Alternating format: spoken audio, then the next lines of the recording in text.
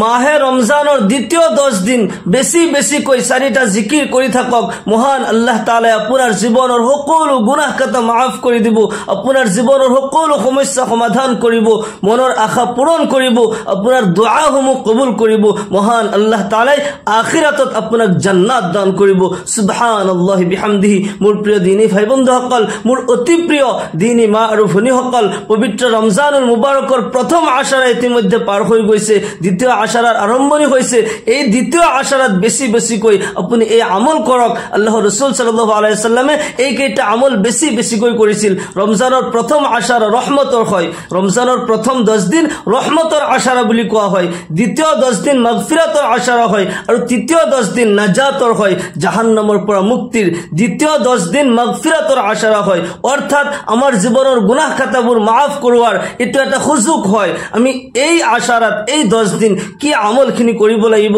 কোন 4টা জিকিৰ আমি বেছি বেছিকৈ কৰিব লাগিব মই ধুনিয়াকৈ কৈ দিম মোৰ প্ৰিয় দিনী ভাই বন্ধুসকল আল্লাহৰ ৰাসূল জনাব মুহাম্মদুৰ ৰাসূলুল্লাহ সাল্লাল্লাহু আলাইহি ওয়াসাল্লাম ইৰশাদ কৰে যিজন ব্যক্তি পবিত্ৰ ৰমজান মাহৰ ৰোজা এনেদৰে ৰাখিলে যে তেওঁ অতিৰিক্ত কথা কোৱা নাই অহেতুক কথা বতৰাৰ পৰা বিৰত থাকিল চুগলি নকৰিলে গিবত নকৰিলে মিছা কথা নকলে হালালক হালাল হারামক হারাম জানিলে হালাল খাদ্য সেহরি ইফতারত হালাল খাদ্য খাইছে অর্থাৎ তেও সকলো ধৰণৰ পাপৰ পৰা বাচি থাকি যিজনে সহি আৰু শুদ্ধভাৱে ৰমজান মাহৰ ৰোজা ৰাখিলে তেও দিন কিংবা তো ৰাতি যিকোনো মুহূৰ্তত যিকোনো তাসবিহ তাহলিল কৰে एक तस्बीह तहलीलर बदला अल्लाह रब्बुल आलमीन जन्नतत एटा महल तैयार करि दिए अल्लाहु अकबर बिकुल्ली तस्बीहातिन व तहलीलातिन बनाल्लाहु लहु बैतान फिल जन्नाह अल्लाहु अकबर मोर प्रिय दिनी भाई बंधुসকল हे कारणे पवित्र रमजान माहत आमी बेसी बेसी কৈ तस्बीह तहलील करि থাকিব লাগে बेसी बेसी কৈ जिकिर करि থাকিব লাগে सदका खैरात करिब লাগে कुरान करीमर तिलावत करिब লাগে এই মাহৰ प्रत्येक नेक আমলৰ বদলা अल्लाह रब्बुल आलमीन 70 गुण कोई बढ़ाई दिए हे कारण आमी बेसी बेसी कोई जिमान बेसी पारो ए माहत बेसी बेसी को अल्लाहर इबादत करी अल्लाहर राजी खुशी आरो अल्लाहर संतुष्टि हासिल करिब लागे मोर प्रिय दिनी भाई बंधुসকল एक नम्बरत আপুনি जितु जिकिर बेसी बेसी कोई करिब हेया होइसे इस्तिगफार अल्लाहर नबी सल्लल्लाहु अलैहि वसल्लम रमजान माहत बेसी बेसी कोई इस्तिगफार पढिছিল আৰু बेसी कोई खास करी द्वितीय आशारात इस्तिगफार आमी पढ़िब लागे अल्लाहर नबी जनाबे मुहम्मदुर रासूलुल्लाह सल्लल्लाहु अलैहि वसल्लम इस्तिगफार बेसी बेसी कोई करिছিল और उम्मतक हुकुम करिছিল मोर उम्मत সকল তোমালোকে বেছি বেছি কৈ ইস্তিগফার পঢ়া কিয়নো শয়তান মানুহৰ প্ৰকাশ্য দুশ্মন হয় শয়তানে ধোকা দি চক্ৰান্ত কৰি মানুহক বিভিন্ন সময়ত বিভিন্ন গুনাহ কৰায় মানুহে জ্ঞানৰ অভাৱত বহুত সময়ত গুনাহ কৰে কিন্তু মানুহৰ কৰ্তব্য হৈছে যদিও ভুল কৰিছো আমি আল্লাহৰ ওচৰত তওবা इस्तिगफार पढ़ू तेते अल्लाह रब्बुल आलमीन ভাল পায় कुल्लु बनी आदम खत्ताउन व खैरुल खत्ताइन अत-तव्वाबुन সকলো মানুহ গুনাহগাৰ হয় মানুহ গুনাহ কৰিব পাৰে কাৰণ মানুহৰ প্ৰকাশ্য দুশ্মন শয়তান মানুহক ধোকা দিয়ে প্ৰবঞ্চনা কৰে মানুহক গুনাহ কৰায় কিন্তু আল্লাহ ৰব্বুল আলামিন সকলো গুনাহগাৰ সকলৰ ভিতৰত আটাইতকৈ হেজনক বেছি পছন্দ কৰে হেজনক বেছি ভাল পায় যিজনে গুনাহ কৰাৰ পিছত তওবা কৰে ইস্তিগফাৰ পঢ়ে ইয়া আল্লাহ মই ভুল কৰিলো ইয়া আল্লাহ মই শয়তানৰ চক্ৰান্তত পৰি শয়তানৰ প্ৰবঞ্চনাত পৰি ইয়া আল্লাহ মই জ্ঞানৰ অভাৱত মই তো ভুল কৰিলোৱে ইয়া আল্লাহ মই তোমাৰ দৰবাৰত হাজিৰ হৈছো মই জীৱনত আৰু কোনোদিন ভুল নকৰো ইয়া আল্লাহ মই গুনাহগাৰ তোমাৰ নাম গফফাৰ ইয়া আল্লাহ তুমি মোক maaf কৰি দিয়া আল্লাহ ৰব্বুল আলামিন কয় তুমি জমিনৰ পৰা আৰম্ভ কৰি আসমান লৈকে যদি এই পৃথিৱী তুমি গুনাহ কৰি ভৰপুৰ কৰি দিয়া আৰু মোৰ ওচৰত আহি এবাৰ তওবা কৰা খাস দিলে তওবা কৰা মই তোমাৰ জীৱনৰ সকলো গুনাহ খাতা maaf কৰি দিম তোমাক নিষ্পাপ মাসুম কৰি দিম আল্লাহু আকবাৰ মোৰ প্ৰিয় দিনী ভাই বন্ধুসকল সেই কাৰণে আপুনি বেছি বেছি কৈ এই মাগফিৰাতৰ এই 10 দিন বেছি বেছি কৈ আপুনি ইস্তিগফার পঢ়িব আস্তাগফিরুল্লাহাল্লাযী লা ইলাহা ইল্লা হুয়াল হাইয়ুল কাইয়্যুম ওয়া আতুবু ইলাইহি এই ইস্তিগফার যদি আপুনি না জানে কম সে কম আস্তাগফিরুল্লাহ আস্তাগফিরুল্লাহ আস্তাগফিরুল্লাহ বেছি বেছি কৈ আপুনি পঢ়িব তেতিয়া আল্লাহ ৰাব্বুল আলামিন জীৱনৰ সকলো গুনাহ খাতা মাফ কৰি দিব যিজন ব্যক্তিয়ে বেছি বেছিকৈ ইস্তিগফাৰ পঢ়ে যিজনে তওবা কৰে আল্লাহ ৰাব্বুল আলামিনৰ ফালৰ পৰা সেইজনক 5টা পুৰস্কাৰ দান কৰা হয় এক নম্বৰত তাৰ জীৱনৰ গুনাহ খাতাবোৰ আল্লাহ তাআলা মাফ কৰি দিয়ে আল্লাহ তাআলা কোরআনে কারীমত কয় ফাকুল তুস্তাগফিরু রাব্বাকুম ইন্নাহু কানা গফফারা ইরসিলিস সামাআ আলাইকুম মিদরারা ওয়া ইউমদিদকুম বিআমওয়ালি ওয়া বানিনা ওয়া ইয়াজআল লাকুম জান্নাতি ওয়া ইয়াজআল লাকুম আনহারা আল্লাহু আকবার আল্লাহ রাব্বুল আলামিন কোরআনে কারীমত কয় আছে যিসকলে ইস্তিগফার পঢ়ে যিসকলে আল্লাহৰ ওচৰত তওবা কৰে নিজৰ গুনাহবোৰ আল্লাহৰ আগত স্বীকাৰ কৰি মই ভুল কৰিছো বুলি যিসকলে আল্লাহৰ ওচৰত নিজকে সাৰেন্ডাৰ কৰে ইয়া আল্লাহ মই ভুল কৰিছো ইয়া আল্লাহ মই তোমাৰ দৰবাৰত হাজিৰ তুমি মোক মাফ কৰি দিয়া আল্লাহ ৰাব্বুল আলামিন এক নম্বৰ পুৰস্কাৰ তাৰ জীৱনৰ সকলো গুনাহ খাতা মাফ কৰি দিয়ে সুবহানাল্লাহ দুই নম্বৰত আল্লাহ ৰাব্বুল আলামিন তাৰ জীৱনত ধন সম্পত্তি দান কৰে তাৰ জীৱনত শান্তি দান কৰে আল্লাহ ৰাব্বুল আলামিন আসমানৰ দৰজাসমূহ তাৰ কাৰণে খুলি দিয়ে ৰহমতৰ দৰজা খুলি দিয়ে আল্লাহ ৰাব্বুল আলামিন তাৰ জীৱনত ধন সম্পত্তি দান কৰে জীৱনত শান্তি দান কৰে সুবহানাল্লাহ তিনি নম্বৰত আল্লাহ ৰাব্বুল আলামিন তাক সন্তান দান কৰে আল্লাহু আকবাৰ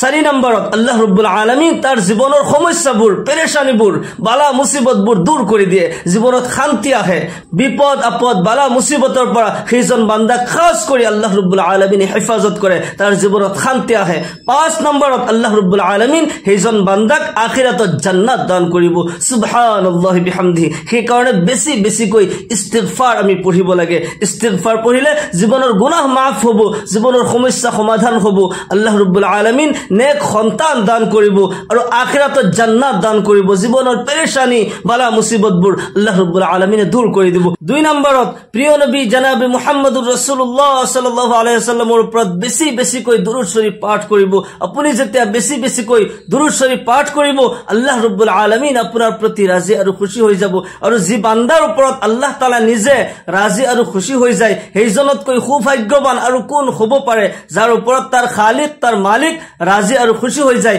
তাৰ এই জগতত আৰু কি লাগে ইহকাল পৰকালত কোনো কিছুৰ প্ৰয়োজন নাই হযৰত আব্দুল কাদিৰ জিলানী ৰাহমাতুল্লাহ আলাইহি কৈছিল ইয়া আল্লাহ আখিৰাতত মোৰ জান্নাত না লাগে এনে কয় জান্নাতৰ মোৰ কোনো প্ৰয়োজন নাই যি জান্নাতত তুমি মোক দিয়াৰ পিছত তুমি মোৰ খবৰে নলোৱা ইয়া আল্লাহ তুমি মোক জাহান্নামতে দিয়া মোৰ কোনো আফসোস নাই কিন্তু তুমি যদি মোক জাহান্নামতে পোৱা আৰু গধুলি মোৰ খবৰ লোৱা হে আব্দুল কাদিৰ তুমি কেনে আছা তুমি যদি পোৱা গধুলি জাহান্নামত মোৰ খবৰ লোৱা ইয়া আল্লাহ মোৰ কাৰণে হে জাহান্নাম জান্নাত হৈ যাব আসল কথাটো হৈছে আল্লাহ ৰাব্বুল আলামিনৰ ৰাজি খুশি আমাৰ নামাজ আমাৰ ৰোজা আমাৰ সদকা খায়ৰাত এই সকলো কিছুৰ মেইন উদ্দেশ্য হৈছে আমাৰ আল্লাহ আমাৰ খালিক আমাৰ মালিকৰ ৰাজি আৰু খুশি সেই কাৰণে আপুনি বেছি বেছিকৈ দুৰুদ শৰীফ পাঠ কৰিব আল্লাহ তাআলা আপোনাৰ প্ৰতি ৰাজি আৰু খুশি হৈ যাব কিয়নো আল্লাহ তাআলা নিজে এই কৰ্ম কৰে আল্লাহ তাআলা কোনো কামেই নকৰে এটা কামেই কৰে হেয়া হৈছে তেখেতৰ হাবিব জনাবে মুহাম্মদুৰ ৰাসূলুল্লাহ সাল্লাল্লাহু আলাইহি ওয়াসাল্লামৰ ওপৰত দুৰুদ শৰীফ পঢ়ে আল্লাহ তাআলা কোরআনে কারীমত কয় ইন্নাল্লাহা ওয়া মালাইকাতাহু ইসাল্লুনা আলান নাবিয়্যি ইয়া আইয়ুহাল্লাযীনা আমানু সাল্লু আলাইহি ওয়া সাল্লিমু তাসলিমা নিশ্চয় আল্লাহ আৰু তেওঁৰ ফেৰেশতা সকলে প্ৰিয় নবী জনাবে মুহাম্মদুৰ ৰাসূলুল্লাহ সাল্লাল্লাহু আলাইহি ওয়াসাল্লামৰ ওপৰত দুৰুদ শৰীফ পাঠ কৰে আল্লাহ তাআলা কয় হে মুমিনিন সকল ইয়া আইয়ুহাল্লাযীনা আমানু হে মুমিনিন সকল যিসকলে মোৰ ওপৰত ঈমান আনিছা মোৰ ৰাসূলৰ ওপৰত ঈমান আনিছা সাল্লু আলাইহি ওয়া সাল্লিমু তাসলিমা তোমালোকেও নবীৰ ওপৰত দুৰুদ পঢ়া সালাম পঠোৱা আল্লাহ ৰাব্বুল আলামিন নিজেও দুৰুদ শৰীফ পঢ়ে তেওঁৰ ফেৰেশতা সকলেও নবীৰ ওপৰত দুৰুদ শৰীফ পাঠ কৰে আৰু আমাকো আল্লাহ তাআলা কয় তোমালোকেও নবীক সালাম দিয়া নবীৰ ওপৰত দুৰুদ শৰীফ পাঠ কৰা আল্লাহ ৰাব্বুল আলামিন আপোনাক তিনিটা পুৰস্কাৰ দান কৰিব যেতিয়া আপুনি এবাৰ দুৰুদ শৰীফ পাঠ কৰে তিনিটা পুৰস্কাৰ লগে লগে আপোনাক দান কৰা হ'ব এক নম্বৰত আপোনাৰ নামে আমলৰ পৰা 10টা গুনাহ আল্লাহ ৰাব্বুল আলামিন লগে লগে মোচন কৰি দিব আল্লাহু আকবাৰ দুই নম্বৰত 10টা ৰহমত আপোনাৰ ওপৰত অৱতীৰ্ণ কৰিব তিনি নম্বৰত আল্লাহ ৰাব্বুল আলামিনৰ আদালতত আপোনাৰ কাৰণে 10টা মৰ্যাদা আল্লাহ তাআলা বুলন্দ কৰি দিব সুবহানাল্লাহি বিহামদিহি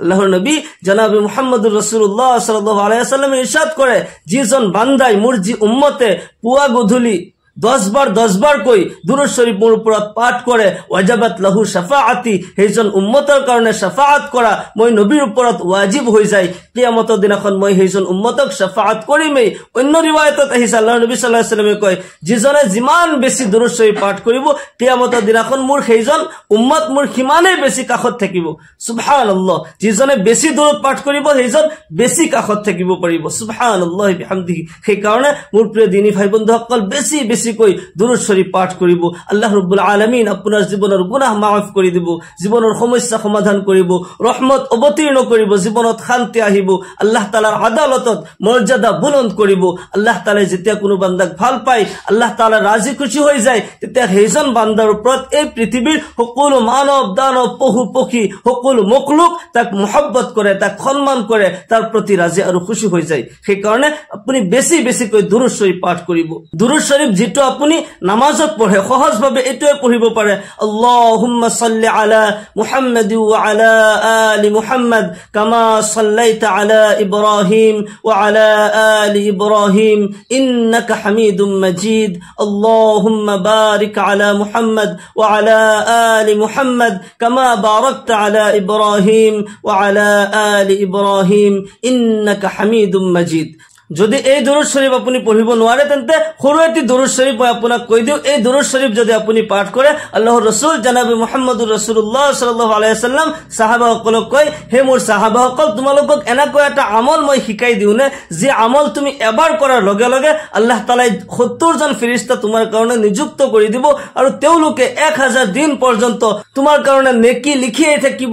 থাকিব অনবৰত লিখি থাকিব সাহাবাসকলে আৰজ কৰে ইয়া ৰাসূলুল্লাহ সাল্লাল্লাহু আলাইহি ওয়াসাল্লাম এনেকুৱা আমল আমাৰ বহুত প্ৰয়োজন হয় আপুনি আমাক শিকাই দিয়ক তেতিয়া আল্লাহৰ নবী সাল্লাল্লাহু আলাইহি ওয়াসাল্লামে কয় তোমালোকে কবা জাযাল্লাহু আন্না মুহাম্মাদান মা হুয়া আহলুহু জাযাল্লাহু আন্না মুহাম্মাদান মা হুয়া আহলুহু বহুত শর্ট দুরূদ শরীফ আপুনি বেছি বেছি কৈ অধিক পৰিমাণে এই দুরূদ শরীফ পঢ়ি থাকিব যদি আপুনি এইটো অসুবিধা পায় সাল্লাল্লাহু আলাইহি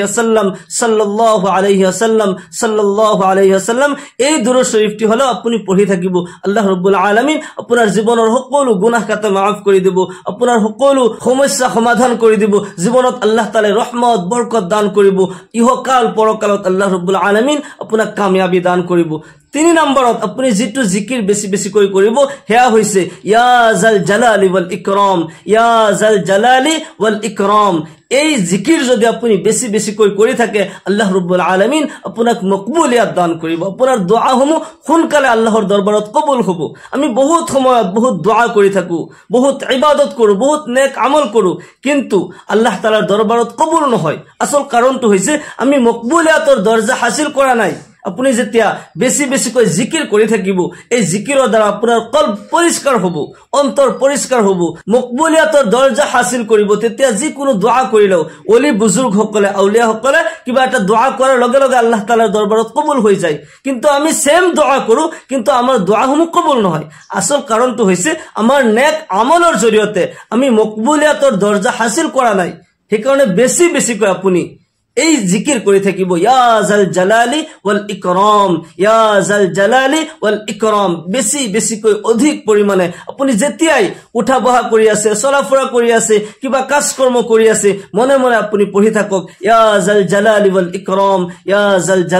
ইকৰাম আল্লাহ তাআলা আপোনাক মকবুলিয়ত দান কৰিব আপোনাৰ দুআসমূহ আল্লাহৰ দৰবাৰত অতি সোনকালে কবুল হ'ব 4 নম্বৰত যেটো জিকিৰ আপুনি বেছি বেছি কৈ কৰিব এয়া হৈছে লা ইলাহা ইল্লা আনতা সুবহানাকা ইন্নী কুনতু মিনাজ জালিমিন লা ইলাহা ইল্লা আনতা সুবহানাকা ইন্নী কুনতু মিনাজ জালিমিন এয়া কোৰআনৰ একটি আয়াত হয় এই আয়াত যদি আপুনি বেছি বেছি কৈ পঢ়ি থাকে আল্লাহ ৰাব্বুল আলামিন আপোনাৰ জীৱনৰ সকলো সমস্যা সমাধান কৰি দিব আপোনাক বিপদৰ পৰা মুক্তি দান কৰিব এই আয়াত আল্লাহৰ পয়গম্বৰ হযৰত ইউনুস আলাইহিস সালামে বিপদত পৰি এই আয়াত তিলাওয়াত কৰিছিল আল্লাহ তাআলাই নিজেই তো শিকাই দিছিল তো মাছৰ পেটত থাকোতে যেতিয়া তেখেতক সমুদ্ৰৰ এটি মাছে তো গিলি পেলালে মাছৰ পেটত তো 40 দিন পৰ্যন্ত আছে যেতিয়া আল্লাহ তাআলাই তেখেতৰ ফেৰেশতাৰ যোগেদি এই আয়াত শিকাই দিয়ে আৰু হযরত ইউনুস আলাইহিস সালামে পঢ়ে লা ইলাহা ইল্লা আনতা সুবহানাকা ইন্নী কুনতু মিনাজ জালিমিন আল্লাহ রাব্বুল আলামিন হে মাছৰ পেটৰ পৰা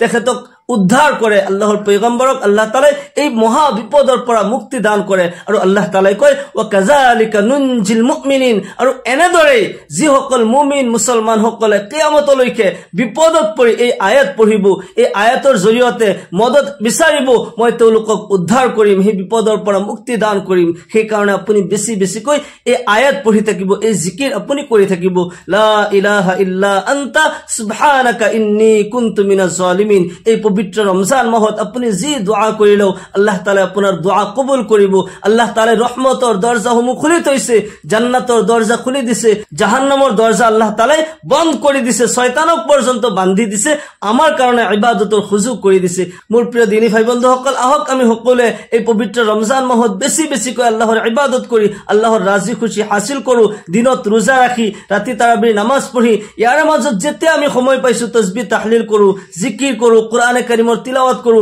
সদকা খায়ৰাত কৰো আল্লাহ ৰাব্বুল আলামিন ইয়াৰ জৰিয়তে আমাৰ জীৱনৰ গুনাহবোৰ মাফ কৰি দিব ইহকাল পৰকালত কামিয়াবি দান কৰিব আল্লাহ তাআলাই আমাক সকলোকে কোৱা আৰু শুনাতকৈ বেছি বেছি আমলৰ তৌফিক দান কৰক সকলোকে আল্লাহুম্মা আমিন ওয়া আখিৰু দাওয়ানা আলহামদুলিল্লাহি ৰাব্বিল আলামিন আসসালামু আলাইকুম ওয়া ৰাহমাতুল্লাহি ওয়া বাৰাকাতুহু